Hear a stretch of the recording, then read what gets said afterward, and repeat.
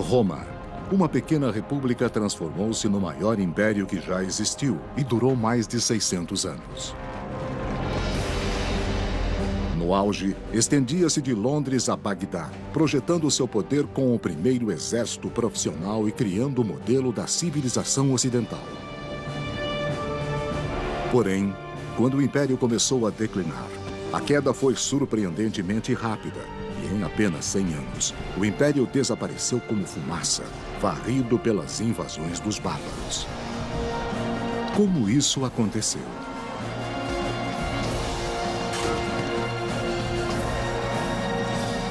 Roma, ascensão e queda de um império. A primeira guerra contra os bárbaros.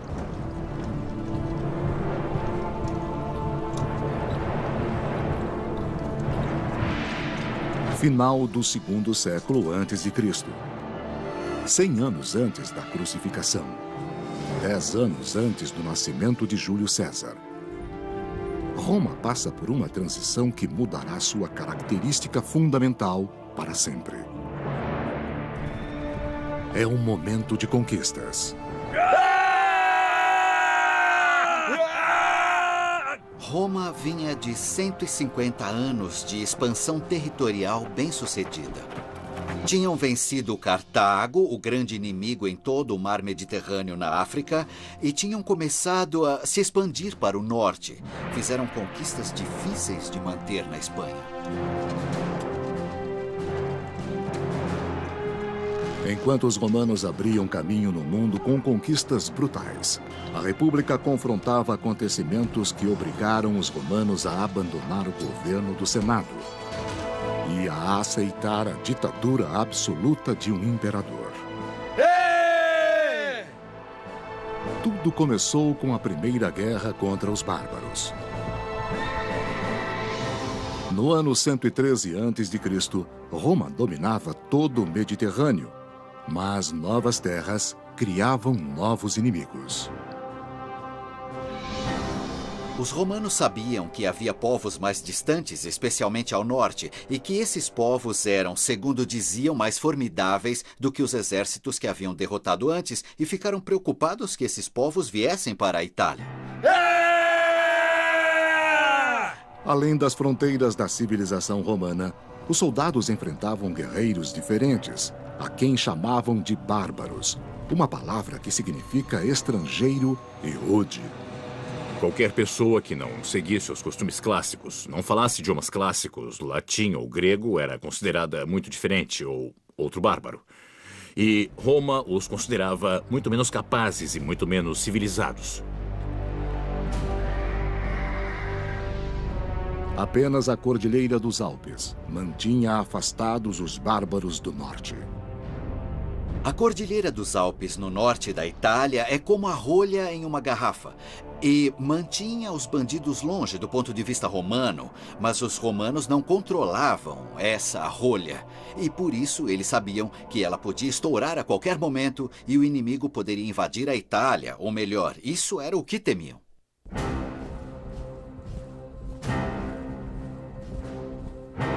Contra essa crescente ameaça bárbara, havia o exército romano. Uma milícia voluntária que se orgulhava de ser ordenada, bem treinada e bem armada. Um soldado romano costumava usar armadura de metal e couro, capacete e algo para proteger seu peito. Tudo isso junto pesava de 25 a 30 quilos, cerca de metade do seu peso corporal. O fardo da expansão de Roma apoiava-se nos ombros desses homens resistentes. Mas na capital, as ricas autoridades do governo colhiam os benefícios. Roma ainda não era um império, mas uma república, governada pelo Senado. No topo da hierarquia, havia 2 chefes eleitos, chamados de cônsules. Então, preste atenção. Sim. Eles eram as maiores autoridades civis e militares em Roma. Acima de tudo, sua responsabilidade era liderar o exército, porque a segurança nacional vinha primeiro. Mas eles também eram, devido à sua enorme proeminência, muito importantes na definição da agenda para a política, para a legislação e a reforma. Embora a República Romana tivesse ideais democráticos, os homens não eram todos iguais. Os soldados venciam as batalhas, mas não podiam chegar à posição de cônsul.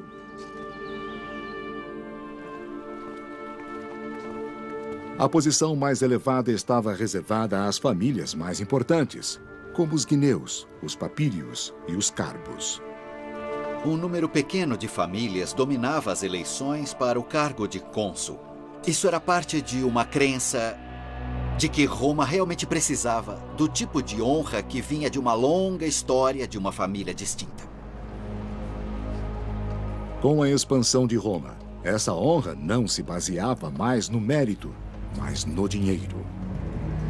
O que aconteceu é que, conforme Roma conquistava mais territórios, mais riquezas fluíam para a cidade.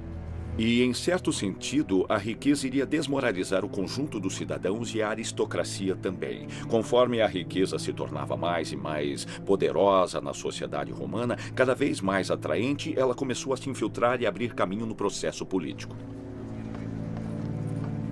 Utilizando sua riqueza, Carbo pôde comprar seu lugar como cônsul.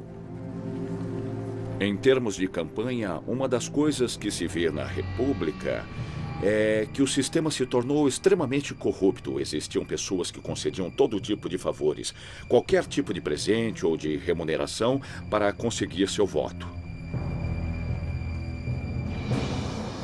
Mas ao norte, a perigosa tribo dos tímbrios estava em movimento.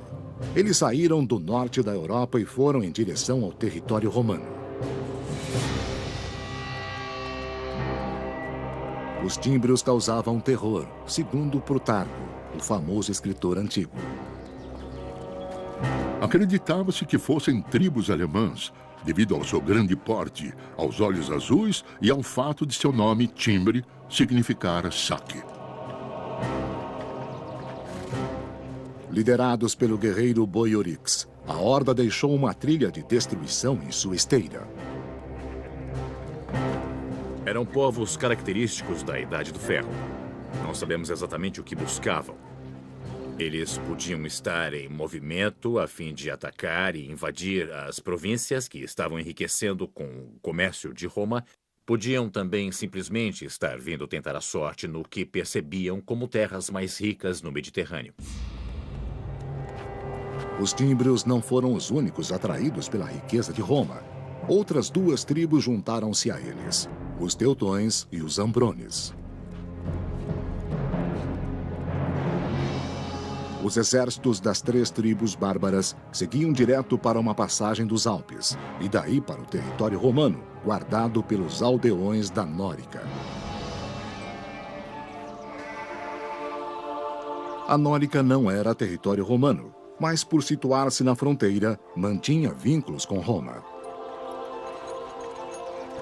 A Nórica é a área onde hoje fica a Áustria. O povo que vivia lá, os nórdicos, ou seja, o território tem o nome deles, os habitantes de lá, os nórdicos, controlavam as passagens dos Alpes. Os romanos comerciavam com os nórdicos, pois a habilidade deles no trabalho com metais preciosos e ferro era famosa.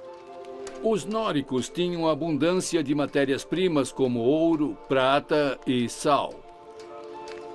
A mineração de sal nos Alpes é uma importante indústria. Os romanos realmente precisavam de grandes quantidades de sal para a conservação, e ele tinha de estar à mão todo o tempo. As aldeias nóricas eram um alvo irresistível para os guerreiros tímbrios. Eles eram ávidos por saque e bem armados para o ataque. Na época que estamos falando, primeiro e segundo séculos antes de Cristo, os tímbrios tinham ótimas espadas, lanças, escudos, capacetes eram raros, mas eles estavam bem equipados com tipos muito bons de armas. Os bárbaros queriam mais do que a riqueza nórica. O que os bárbaros do norte mais queriam era a terra. Não estavam ali para saquear e partir, queriam viver perto dos romanos. os artesãos nórdicos não tinham chance contra os guerreiros do norte.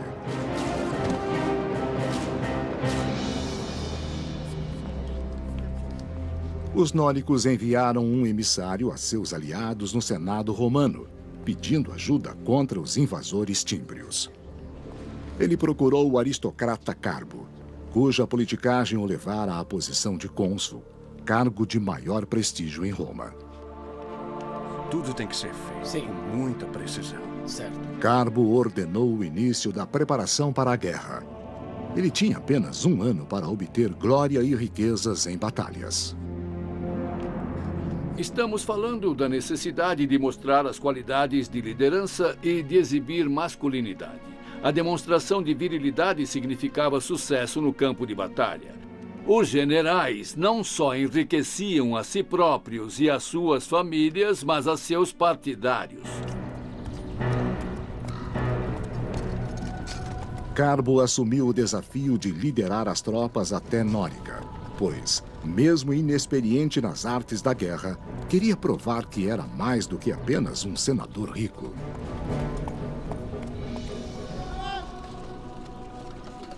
Ele chegou a Nórica no comando do exército romano.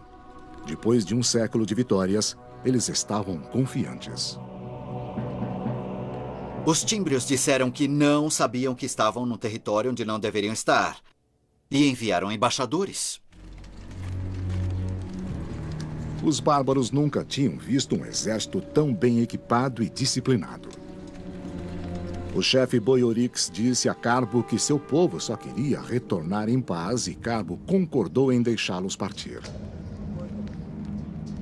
Mas não há glórias na trégua, e o general romano criou um plano para obter a vitória de que precisava. Carbo fingiu negociar e depois ele enviou as tropas por um atalho para atacar os tímbrios antes que os embaixadores voltassem, pensando que esse ataque surpresa funcionaria. Mas o plano de Carbo deu errado. Carbo, o comandante romano, emboscou os embaixadores tímbrios, mas fez isso de um modo que provocou uma desgraça. Alguns embaixadores tímbrios sobreviveram e falaram aos outros bárbaros sobre a traição. Furiosos, os bárbaros juraram não partir antes de obter uma vingança sangrenta.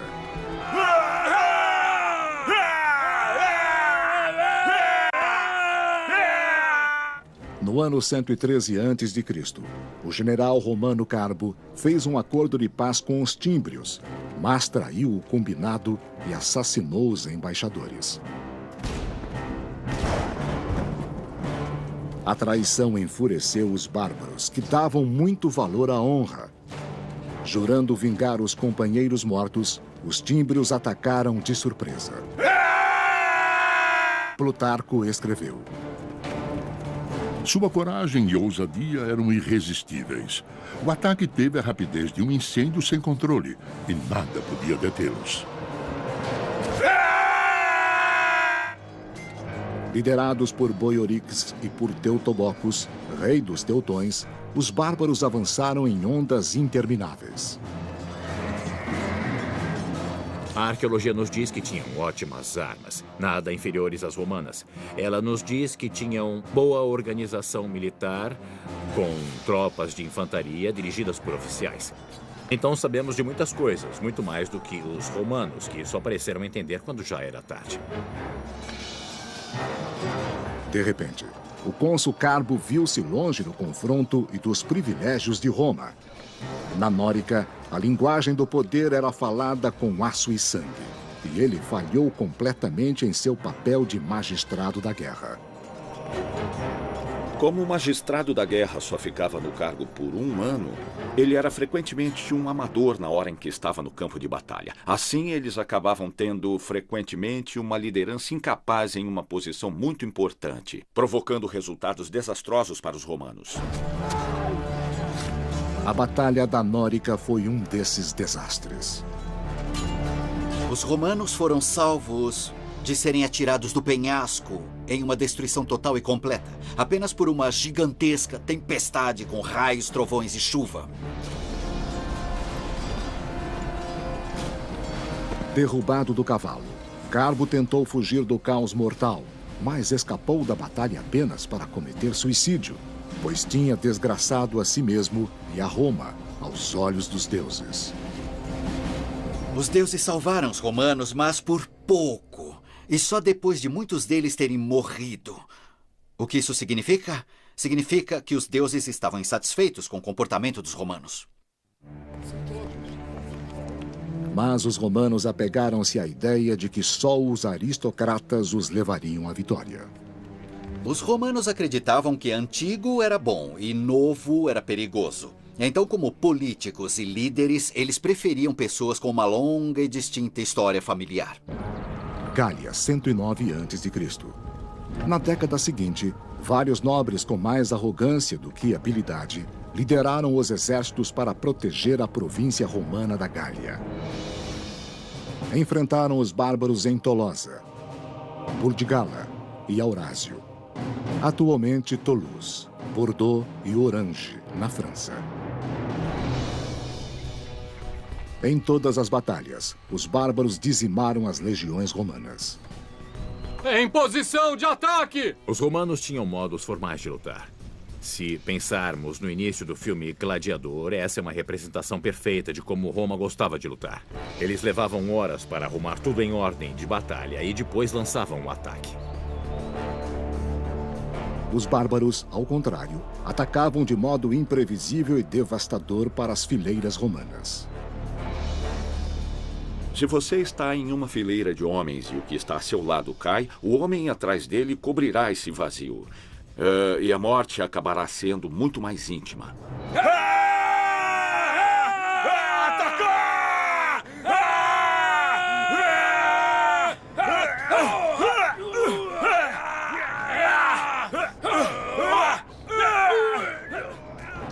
As baixas foram enormes. Em Aurásio, 8.000 romanos morreram em uma única tarde. Quando um exército perde a coesão, então os homens são literalmente como peixes num barril para serem pegos à vontade pelo outro lado. Assim, quando um lado foi derrotado, os vitoriosos só matam os perdedores um a um. Sem perigo para os que venceram. Não é mais uma batalha. É uma execução em massa. Tudo tem que ser feito com muita precisão. Certo. No ano 105 a.C., os tímbrios e seus aliados queriam mais do que sangue e despojos romanos. Eles queriam criar raízes. Então, preste atenção. Sim. Eles eram fazendeiros, eles realizavam comércio, eles viviam em pequenas aldeias, cultivavam trigo, cevada, centeio, aveia, muitos tipos diferentes de cereais. Cultivavam lentilhas, ervilhas, vagens e outros tipos de leguminosas. O gado era extremamente importante. Porcos, ovelhas e cabras também eram criados. Essa vida doméstica alarmou os romanos. Para eles, a única coisa mais ameaçadora que um bárbaro era uma mulher bárbara. A presença de mulheres era um modo romano de comunicar que essa era uma invasão para colonização. Em outras palavras, que esse é um grupo que está vindo para mudar significativamente o modo em que vivemos, para ameaçar nossos valores básicos. Se fosse só um ataque feito por alguns jovens, poderíamos cuidar disso. Mas quando há mulheres no grupo, temos a característica da migração e o aspecto da permanência, que exige uma solução mais dura e de longo prazo. Era preciso um general que expulsasse os bárbaros de uma vez por todas. O herói de que Roma tanto precisava surgiu em outra fronteira, a 1.600 quilômetros de distância, na Numídia, onde hoje fica a Argélia. Por 8 anos, os romanos tinham sido derrotados. Mas isso mudaria. O nome do Salvador era Mário. Com coragem e astúcia, ele esmagou os exércitos da Numídia, do rei Jugurta.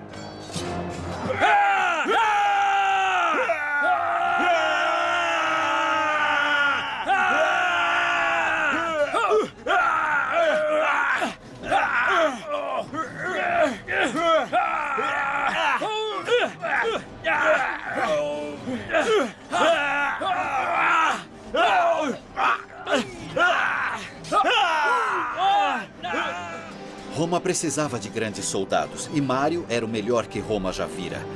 Como ele era um ótimo comandante, Mário podia escolher o momento certo e o lugar certo para a batalha. Mas além disso, ele também conquistou a lealdade e a amizade de seus soldados. Ao desmontar e cavar valas com eles, ao comer a mesma comida rude, ao se manter em melhor forma do que eles se mantinham, mesmo eles sendo os melhores soldados do mundo. Seus talentos eram naturais, pois Mário não era um aristocrata e falava com orgulho de sua origem humilde. Não posso falar de meus ancestrais, mas posso mostrar medalhas, honras militares e até as cicatrizes em meu corpo, todas obtidas na batalha. Esse é meu título de nobreza. Quando os bárbaros do norte se aproximaram, os romanos voltaram-se para Mário, sua última esperança. No final do segundo século a.C., uma tribo bárbara, os tímbrios, e seus aliados, os teutões e os ambrones, aproximavam-se da fronteira norte. Roma voltou-se para seu maior general e novo cônsul, Mário.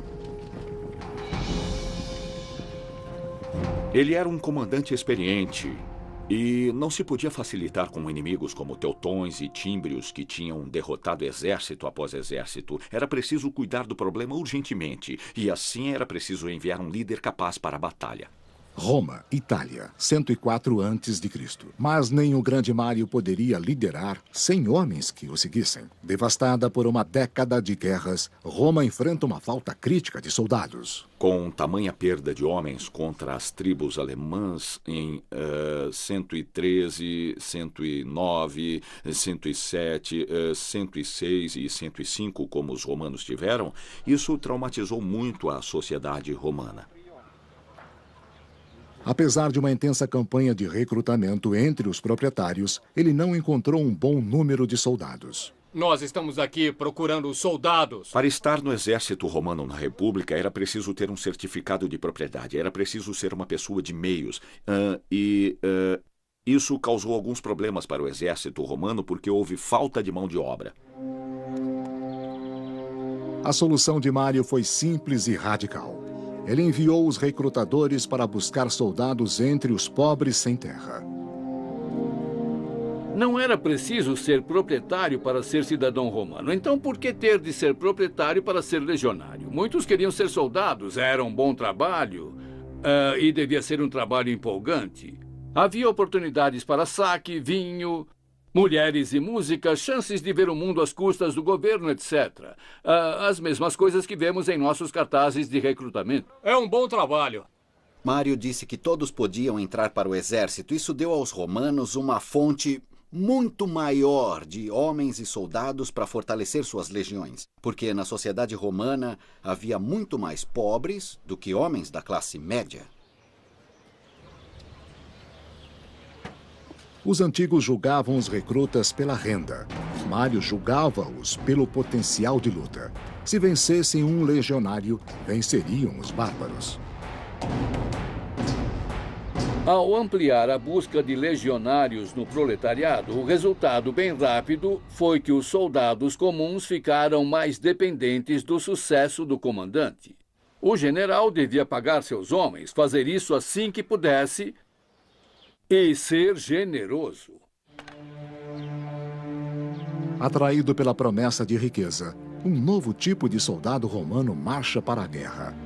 Mário promete dar-lhes tudo de que precisarão. Vou ensiná-los a derrubar um inimigo, a não temer nada, exceto a desgraça, a dormir no chão nu e a trabalhar duro sem comer. No ano 104 a.C., Mário e seu exército partiram para a Gália, ao encontro dos tímbrios. Para a sorte dos romanos, no mesmo momento, os bárbaros deixaram a Gália e atacaram a Espanha. Foi um erro tático que deu a Mário um tempo valioso.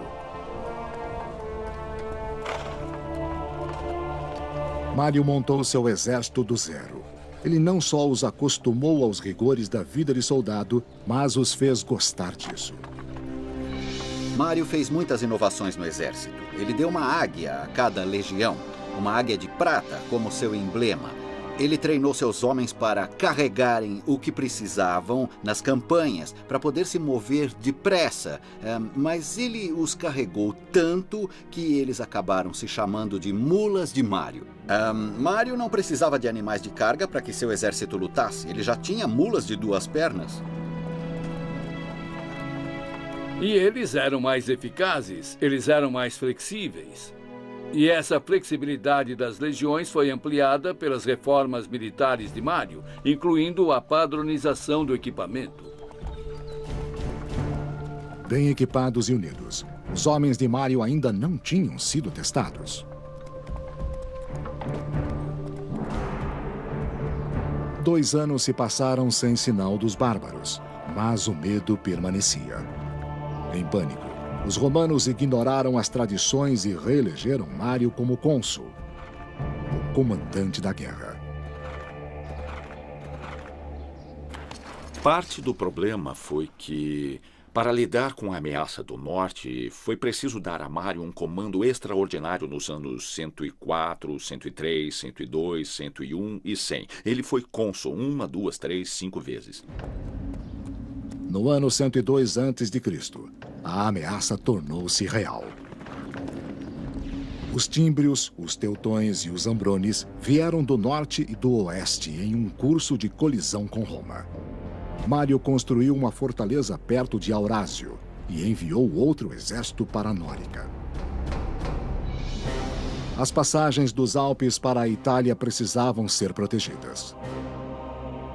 Semanas depois, os teutões e os ambrones rodeavam o forte de Mário e eram uma visão terrível segundo Plutarco.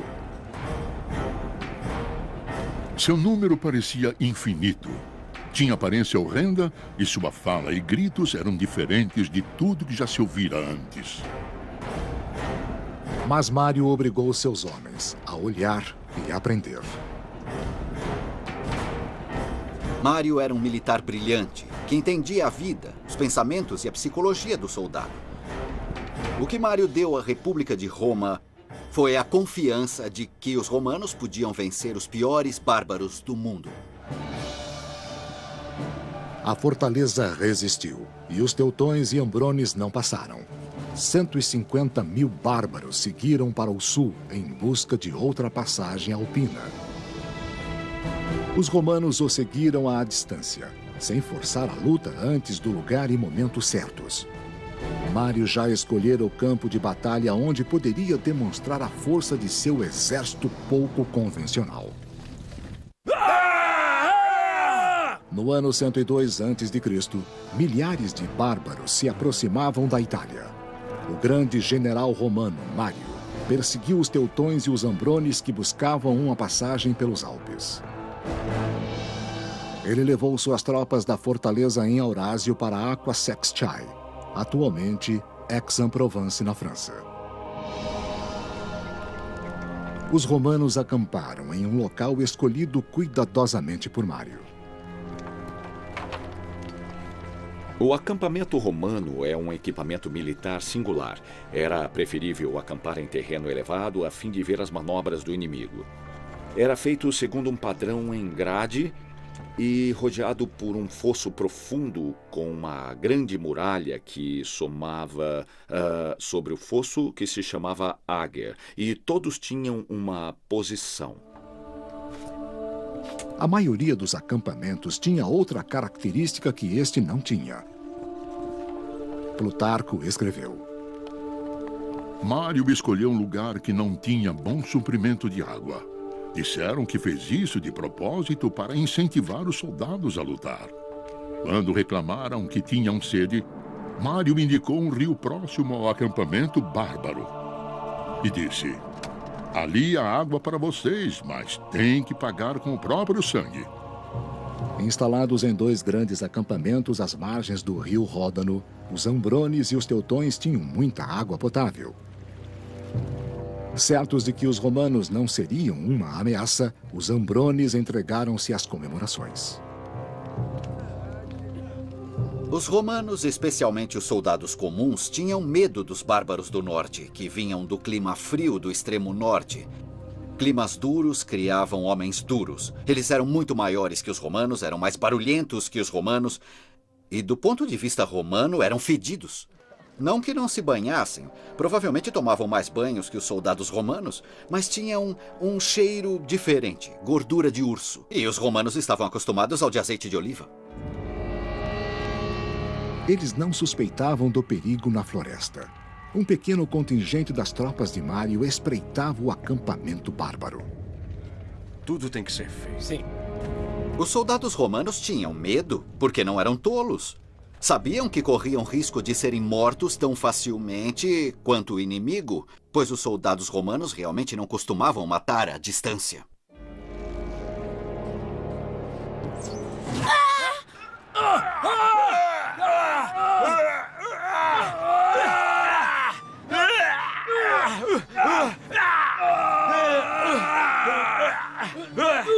Os soldados de Mário lutaram corpo a corpo, mas os bárbaros eram numerosos. Quando a derrota ameaçava, Mário enviou reforços e os romanos obrigaram os Ambrones a retroceder para o acampamento. Então a batalha tomou uma estranha direção, como conta Plutarco. As mulheres saíram armadas com espadas e machados, soltando gritos horríveis. Elas se lançaram na luta. E, embora seus corpos estivessem feridos, seus espíritos aguentaram até o final. As mulheres bárbaras sempre iam ao campo de batalha. Às vezes, as mulheres colocavam as carroças logo atrás dos homens para que eles não pudessem se retirar da batalha. Elas bloqueavam os homens. As mulheres eram tão cientes de seu senso de honra e liberdade que achavam que a morte era melhor que a derrota.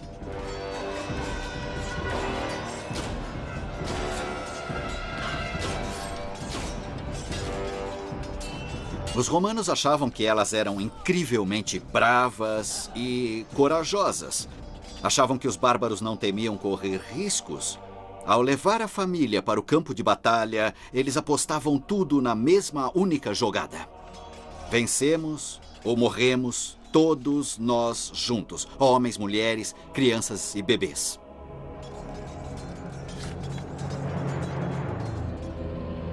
Os romanos tinham algo a proteger: sua honra e sua terra.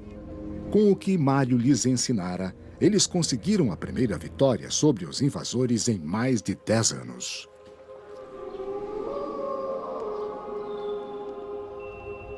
No acampamento, Mário preparou-se para o ataque que certamente seria lançado por Teutobocos, rei dos teutões. Em Aquae Sextiae, ele enfrentava uma situação tática difícil. Como sempre, o inimigo era mais numeroso que os romanos. Mas Mário, sempre capaz de escolher a hora certa e o lugar certo, escolheu com cuidado o terreno. Ele montou uma cilada com seu capitão Cláudio Marcellus. Mário enviou Marcellus com 3.000 homens para os bosques atrás do acampamento teutão e os instruiu a se ocultar até o início da luta. Os bárbaros, sedentos por vingança, atacaram o acampamento romano, como Mário previra, e encontraram uma muralha de espadas. O próprio Mário lutou na frente, pondo em prática as ordens que dera a seus soldados. Pois era bem treinado e mais ousado que todos eles. Essa batalha foi um teste para a filosofia de Mário ao criar suas mulas. Eles eram fortes o bastante para sustentar toda a armadura, ficar em posição e manter a disciplina mesmo quando o inimigo gritava e atacava com muita agressividade. E depois revidavam com o fragor de armaduras e espadas de um modo que parecia um machado voador que descia a colina e esmagava o inimigo. Enquanto Mário obrigava os bárbaros a recuar, Marcelos e seus homens saíram dos bosques, acabando com a esperança da retirada do rei Teutobocos e de seus guerreiros. O número de mortos foi imenso. Os romanos mataram mais de 100.000 teutões. Os demais foram levados como escravos e despojos de guerra que enriqueceram os homens de Mário. Ele não era apenas patrono dos soldados, era muito generoso com todos os romanos. Mário, ao monopolizar o poder no nível mais alto, na verdade se tornou o patrono até mesmo dos que faziam parte do Senado. Roma, Itália, 102 a.C. Há muitas riquezas para todos. Depois da vitória, os romanos reelegeram Mário para a posição mais importante de Roma. Ele seria cônsul pelo 5º mandato.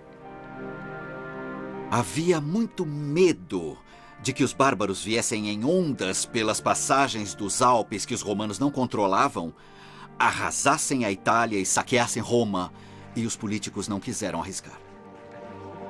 Roma não estava fora de perigo. Mário esmagara metade da horda bárbara, mas os tímbrios ainda estavam à solta. Enquanto Mário estava em Roma, os tímbrios suplantaram os fortes romanos na Nórica e atravessaram as fronteiras da Itália, devastando a planície do rio Po. Só um homem tinha coragem e ousadia para enfrentar essa crise: o cônsul Mário. Em 102 a.C., os homens de Mário massacraram a tribo bárbara dos teutões, no sul da Gália, destruindo metade da força bárbara. Mas os tímbrios atravessaram os Alpes austríacos. Mário partiu de Roma e se dirigiu para a planície do rio Po, jurando eliminar os bárbaros. Norte da Itália, 102 AC. Quando Mário chegou, os tímbrios enviaram um emissário. Não pretendiam atacar, mas tinham exigências. Os tímbrios vieram para dizer: queremos terra, é isso que queremos, não queremos lutas. Queremos terras como as terras que deu para a tribo vizinha do outro lado das montanhas da França. Os tímbrios pareciam não saber do massacre que se abatera sobre os teutões. Nós precisamos ver as provas. Então Mário, com um sorriso falso no rosto, talvez meio sem jeito, disse: não tem com que se preocupar. Seus amigos já receberam as terras. Ficaremos felizes em dar a mesma terra a vocês. Ou seja, os túmulos deles na terra. Nós precisamos ver as provas agora. Desconfiado, o tímbrio pediu provas, como conta Plutarco. Mário zombou. Seu amigo está aqui. Não vá embora sem cumprimentá-lo. E ordenou que Teutobocos, o rei dos teutões, fosse trazido acorrentado. Mário não faria acordos com os tímbrios. O enviado partiu jurando vingar os aliados vencidos. Apesar da vitória de Mário sobre os bárbaros, os romanos ainda eram em menor número que os guerreiros do norte. Com a batalha se aproximando, o general ordenou um sacrifício de animais. Os romanos sempre faziam um sacrifício antes da batalha para ver se os deuses enviavam a mensagem: não há nada errado com o seu plano. Isso não garantia a vitória, mas significava que havia uma chance. E os romanos levavam isso muito a sério. A fé era a única proteção dos romanos. Muito sangue seria derramado no dia seguinte e os deuses diriam de quem seria esse sangue. Mário buscou um sinal nas vísceras e descobriu que os deuses estavam a seu lado.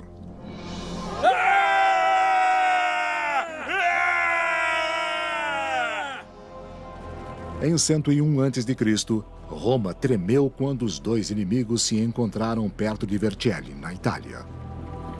A cavalaria tímbria, com 15.000 homens, chegou ao campo de batalha. Logo atrás, a infantaria movia-se como uma nuvem de gafanhotos. Enquanto as fileiras romanas entravam em formação, Mário apelou aos deuses. Plutarco escreveu: Mário lavou as mãos e as elevou aos céus, jurando sacrificar 100 animais se a vitória fosse romana. Os romanos somavam cerca de 50.000 homens, que enfrentaram o dobro de tímbrios. Era o pior pesadelo dos romanos, mas Mário foi muito inteligente. Ele colocou suas tropas em posição primeiro para que o sol nascesse atrás dos soldados romanos. Quando o sol brilhou com toda a força, ele refletiu as armaduras brilhantes dos romanos. E os bárbaros pensaram que os céus estavam em chamas, como se os deuses tivessem enviado raios para ajudar seus inimigos. Percebendo a ansiedade dos tímbrios, os romanos atacaram.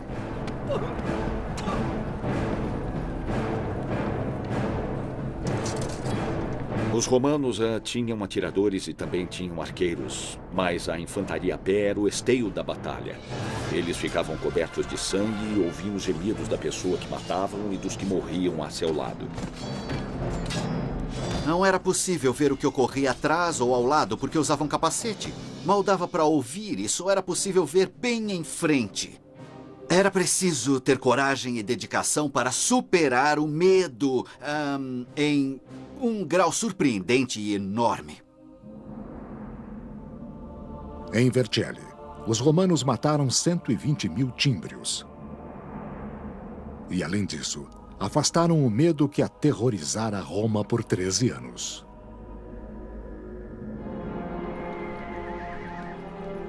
Mário foi recebido como herói em Roma depois de vencer os tímbrios. As multidões o saudaram, e apesar da regra de que um cônsul não deveria ser reeleito, ele foi aclamado como cônsul mais uma vez. Quando Mário aceitou isso, ele passou pouco a pouco a se tornar, aos olhos do povo, um chefe permanente de sua sociedade que estava se transformando em um império. Isso era o que a aristocracia mais temia. E depois de o perigo bárbaro ser exterminado, muitos nobres eram abertamente hostis a Mário. Para manter o poder, Mário precisava encontrar outro apoio e buscou os políticos corruptos, cujas armas incluíam suborno e assassinato. Eu tenho planos para Roma. Como político, Mário não era hábil na escolha de seus aliados. O campo de batalha política era uma área em que Mário não era tão decisivo nem tão inteligente como ele era no campo de batalha de lanças e espadas. Com inveja de outros militares em ascensão, Mário ordenou o assassinato de muitos deles. Sob sua liderança, a violência substituiu o debate na resolução das diferenças políticas. Ele salvou Roma, mas feriu o coração da República. Porém, Mário nunca perdeu o amor do povo. No ano 86 a.C., um pouco antes de sua morte, ele foi eleito cônsul pela 7ª vez. Ele deixou uma herança de poder nas mãos dos militares e também um legado de apoio popular por um homem no poder. Foi um evento importante que alterou o equilíbrio do poder. Em vez de 10 ou 20 famílias controlando a posição de cônsul, começaram a surgir os grandes comandantes. O poder do dinheiro, o poder de ter todos esses homens na retaguarda, que fosse realmente sob a forma de fornecer apoio político, ou realmente usando isso como uma ameaça potencial contra seus inimigos políticos. Isso passaria a ser mesmo um problema para o governo romano no futuro.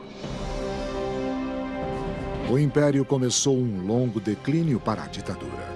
E Roma foi lançada no caos da injustiça política e da guerra sem fim, do qual não existe retorno.